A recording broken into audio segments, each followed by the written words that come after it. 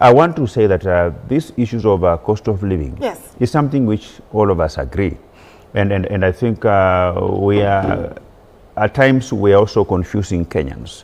What Treasury need to do that they need to isolate the issues and say, these are the factors that Kenyans should look into in terms of auditing government interventions insofar as her efforts to bring down the cost of living is concerned.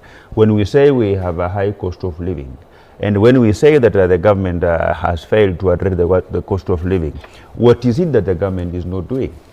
So I would want the Treasury, who are basically in charge of economic planning, to be able to come up with the list, raft of issues that are affecting Kenyans. You know, government policies and government interventions comes in to solve our public problems. What are these public problems that we are saying when you look at it, you will say that the cost of living is very high.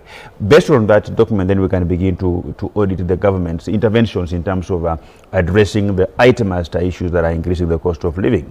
I have an avenue of communicating what I think is ailing this country to the people who matters in terms of providing solutions to solve the Kenyan problems. And I have been doing so. I am one member of parliament who have been very forthright. I have said that the cost of living, the cost of certain basic commodities cannot be debated anymore.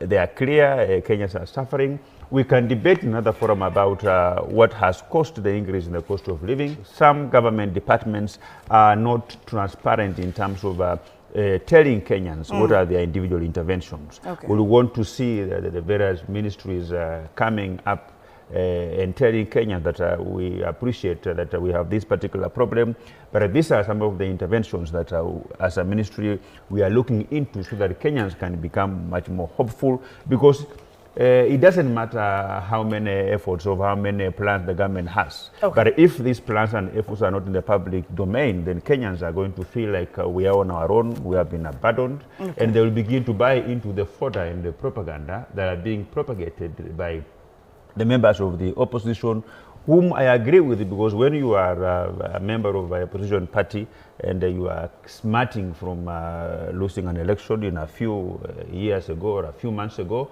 you would want also to paint the government in a manner that I would want Kenya to reject this government. But all that I want our government to do is not to be a populist government, but to pull up their socks, pull up their sleeves, get into the kitchen and begin to address the specifics that Kenyans will begin to feel.